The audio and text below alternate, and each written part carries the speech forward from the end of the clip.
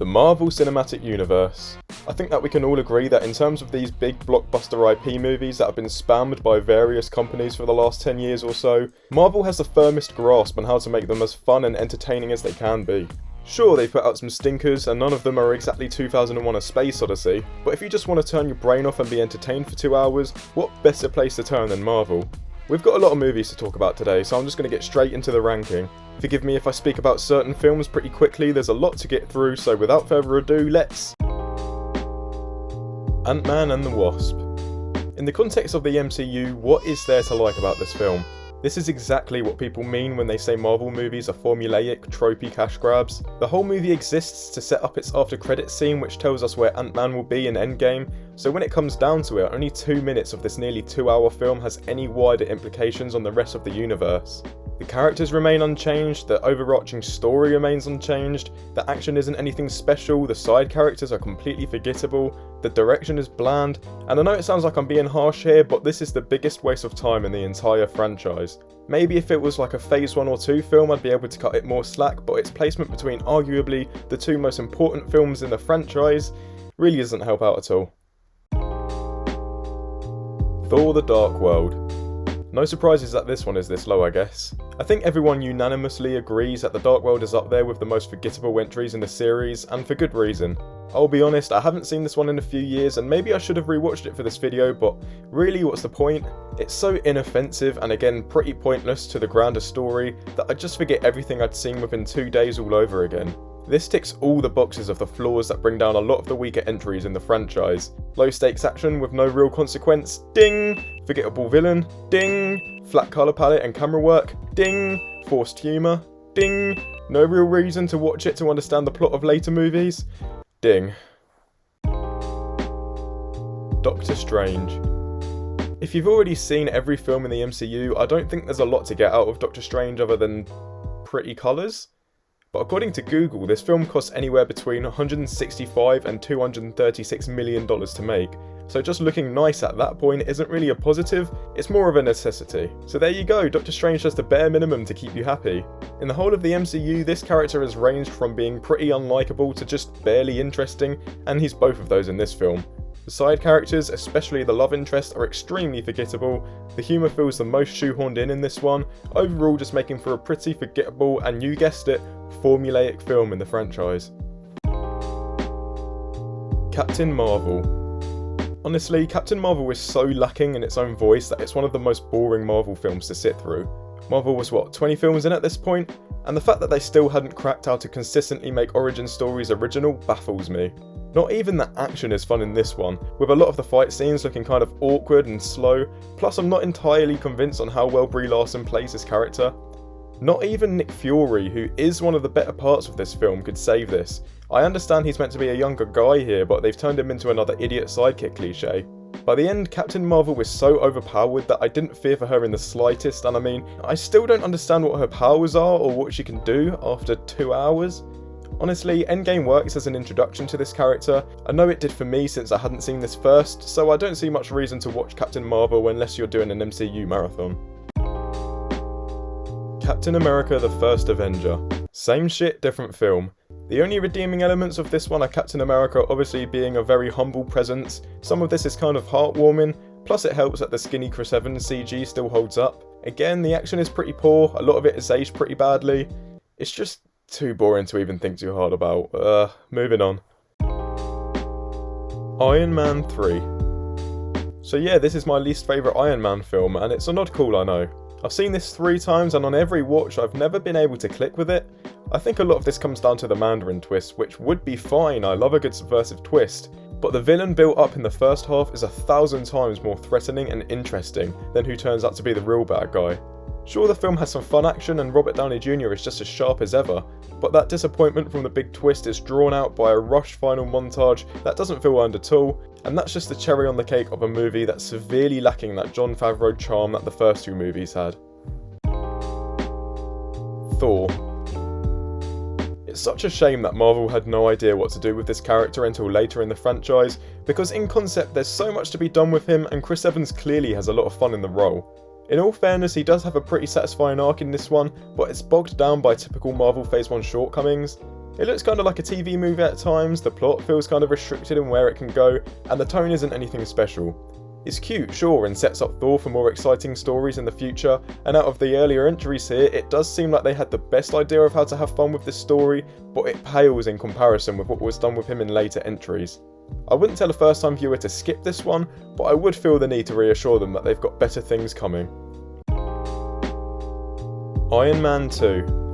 Despite how flawed Iron Man 2 is, I've rated it this high because it's still a lot of fun to watch. Yeah, it's 5 good stories crammed into one, and yeah, you can tell the story was rushed so the studio could get it out in 2 years, but you know what, this is a blast. This is kind of a guilty pleasure for me in a so bad it's good kind of way, because these characters and the set pieces are fun enough that I can just laugh away how Frankenstein the plot is as long as I get to see more of them. The least a superhero movie can do is entertain you, and what can I say? I get that with Iron Man 2 way more than I do any of the films below it, even if a lot of that enjoyment comes from just laughing at it. Objectively, this should probably be lower, but if you were to give me the choice between this or Ant-Man and the Wasp, you know where this is going. Ant-Man. I don't have a lot to say about this because, put it simply, Ant-Man just wants to be dumb fun, so I'll give it points because it really does succeed in that. Out of all of the more filler movies in the MCU, I find Ant-Man the easiest to watch just because of its style of comedy, cast and characters, and the unique action style providing a pretty easygoing atmosphere that's so easy to just sit back and soak up. There's something charming about how small scale this is. All you need is a quippy heist movie to bring this ridiculous character to the franchise, and Marvel were completely aware of that. It did not need a sequel. The Incredible Hulk. So here's my biggest MCU guilty pleasure.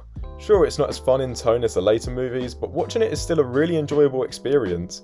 The action is cool, especially the end fight. Tim Roth has quite a lot of presence as a villain. Again, it's just dumb fun. Other than its slightly more serious tone, I don't understand why this movie gets such a bad rap. It moves at a pretty good pace and has plenty of good stuff in it to keep me entertained throughout. Spider-Man Far From Home. I'm really mixed about this movie. This is going to be the 100th time I've said it in this video so far, but it is a lot of fun. The Spider-Man movies having one of my favourite cast of characters in the franchise. This movie to me just felt a little confused, disjointed and underwhelming, like it's a rewrite away from being finished. The biggest offender for me is Mysterio. Since we're literally inside the MCU, this character can be brought to life however you want, and his big trick is just that he uses a bunch of holograms. His whole story and motivations feel kind of half-hearted, and the same can be said for Peter's arc, since the writers seem confused on what his internal conflict is and what they want to achieve with this character arc. Still though, this is far easier to watch than anything that's been on this list so far, and it's miles away from being the worst Spider-Man movie. Black Panther. Black Panther is another movie that I feel really conflicted about. For every high, and there are some high highs, there are equally as prominent lows. If you want to see that gorgeous final scene between the hero and villain, you need to sit through possibly the worst looking CGI climax in the entire series. If you want to hear that unique and memorable score, you'll need to suffer the predictable main character death fake out for way longer than you should have to. It's definitely a movie that gets worse the more you think about it. On first watch, the setting and villain feel way more unique and thought out than in a majority of the other Marvel films. But once you come to rewatch it, or even just take some time to think about it, the holes in the plot and especially with Killmonger's motivations reveal themselves. But Black Panther comes this high because I have to give it points for attempting to provide something more powerful and unique, and in some ways succeeding in it. Also, this shot is beautiful. Avengers Infinity War. I'm going to catch some flack for this being my least favourite Avengers movie, but just do know that anything beyond this point I really do enjoy. It's a triumph that this many characters could be put together in a movie that's still as cohesive as it is fun, with the glue of this movie undeniably being Thanos, who is miles ahead of 99% of the other Marvel villains. I don't know, I just feel a little empty after watching this one compared to the other Avengers films, because essentially at its core, Infinity War mainly functions as a 2.5 hour setup for a more intimate, character-driven second half. It would be silly to say we don't get some heartfelt or entertaining sequences along the way, and this is probably the funniest Marvel film in my opinion, but it feels every moment of something more personal has to be brushed away in service of getting our characters to fight a big CGI army. At this point in the MCU, I was growing tired of these loud final action set pieces. Endgame gets a pass because it was the first time we literally saw every single character on screen at once, but I just didn't feel I was getting anything new with this one, meaning the action is easily my least favourite element of the film, excluding the Titan fight. There are some amazing elements in this film, but in order to get to them, I need to brush aside a lot of fluff that's preventing me from having that urge to keep rewatching this one. Avengers Age of Ultron. Coming in close is Age of Ultron, which seems to be everyone's least favourite Avengers film. It suffers from a lot of Marvel Phase 2 issues which plagued most of the films released from 2013 to 2016. Every film has to have the same dull, lifeless colour palette and cinematography. Every character needs to be a quippy smartass, even Ultron, who appeared extremely threatening and intimidating in the trailer. And the story just needs to kind of tread water while trailers for future movies are planted into the plot. And that's a huge shame, because once you get past that, you can feel how desperately Joss Whedon was trying to humanise and develop these characters, and fill the plot with setups and payoffs to provide something fun, interesting, something that matters. If Whedon had full creative control, I think we'd be looking at an even better film. But for now, it's entertaining with some great character development, but not exactly perfect. Guardians of the Galaxy. The test of time has done this movie dirty. When I first saw it, it was easily in my top 5 Marvel entries, and to this day it still stands out with its own voice within the franchise, but with rewatches and other releases since, Guardians has lost some of its initial brilliance. The self-aware tone that was so unique at the time has since been done in more effective ways by future entries. The jokes which really did hit upon a first watch aren't the types of jokes that can still hold up on a second watch, and the characters are fun but not as humanised as they'd later be in Guardians 2. Besides that and the Phase 2 visual restrictions that I previously mentioned, Guardians still deserves a solid recommendation and is a strong introduction to some of the best characters in the MCU. Thor Ragnarok. If the entire movie was at the same quality as the Trash Planet subplot, then this would have easily made it into the top 5. But it really is a movie of two halves. Anything on Asgard feels a little generic and honestly like a second thought, but Thor's journey, man, this is where it's at. It took the style and humour of Taika Waititi to cut all the shit from these Thor films and embrace the weird out-of-this-world potential this franchise had. And while it may be a far cry from what this world was established to be beforehand, it's exactly what the franchise needed. And other than the hella segments and one or two misplaced jokes, it's a hell of a lot of fun. Iron Man. What is there left to say about Iron Man? It's smart, funny, badass, sharply written, with noteworthy direction and a perfect performance front and centre. I love it, you all love it, we all get the point, let's just move on. Guardians of the Galaxy Volume 2. Every time I see someone say that this isn't as good as the first one, a little part of me dies. Yeah, it may not be as sharp, action-packed or fast-paced, but I see this as a huge improvement over the first on a second watch. Not only does the humour work better for me in this one over multiple viewings, but this is nearly the most emotional conclusion of any Marvel film. Yondu, Peter and Rocket's arc is so emotionally charged that its perfect climax gives me goosebumps every time. It's a beautiful look at what it means to have and be a family, and it's just as tragic as it is heartwarming. The Avengers. This is such an important moment in cinema and arguably the biggest crowd pleaser of all time. How can you hate the Avengers? Even the weaker elements like the TV movie-esque look and goofy costume design, it's so charming.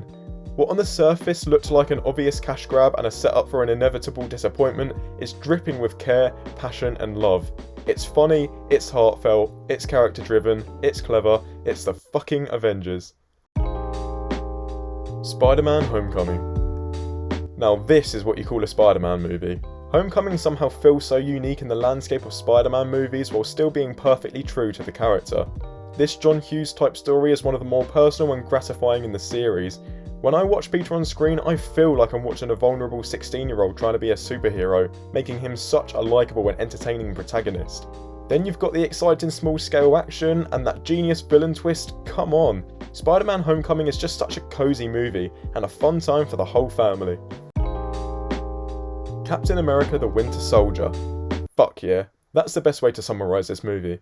This gritty espionage storyline is so tense and exciting and has some of the most grounded, badass moments of the series. Every character in this movie is the coolest character in this movie. Every action scene is the coolest action scene. Every line is the coolest line. If you want a badass action film that still manages to have stakes and emotional drive, The Winter Soldier is the movie for you. Avengers Endgame. What a finale. Not only is it unbelievable that this story has managed to go on for over a decade at this point and still remain cohesive and at the very least passable in quality, but the fact that Endgame, this full stop in possibly the most hyped up franchise in the world, is not only satisfactory but one of the best in the series is outstanding. The last hour or so of the film has to be some of the most exciting moments to come out of cinema. What other movie can evoke the feelings that some of these moments do, from the hammer pickup to the Avengers assemble and the endings of our two main characters? It's truly something only Marvel could have done, and as much as fans of cinema may hate to admit it, it's one of the most unique experiences you can have watching a movie of this caliber. Captain America Civil War. I've spoken about it before, but Civil War is so great to the foundation of its premise that it immediately undercuts the greatest flaws that affect 90% of superhero films today. Watching these characters fight each other instead of faceless CGI armies is so much more entertaining, emotional, and tense, and the climax to this gloriously written and crafted action movie is the biggest emotional slap in the franchise. Name any character in this film, and there's probably a 90% chance that this is the film where they're at their most entertaining and interesting. This is Captain America's best film, Iron Man's best film, Vision, Wanda, Bucky, Black Panther, Spiderman, Ant-Man, even Hawkeye. Even this bow and arrow using pathetic excuse for an Avenger is fucking awesome in his scenes in this film. Name anything you want from a superhero film, and I'm pretty certain Civil War would do it, and do it brilliantly. And that's my Marvel ranking. Let me know what you thought of it, especially considering I've got a couple of hot takes in here. Leave a comment to let me know, and don't forget to like and subscribe. I'll see you soon.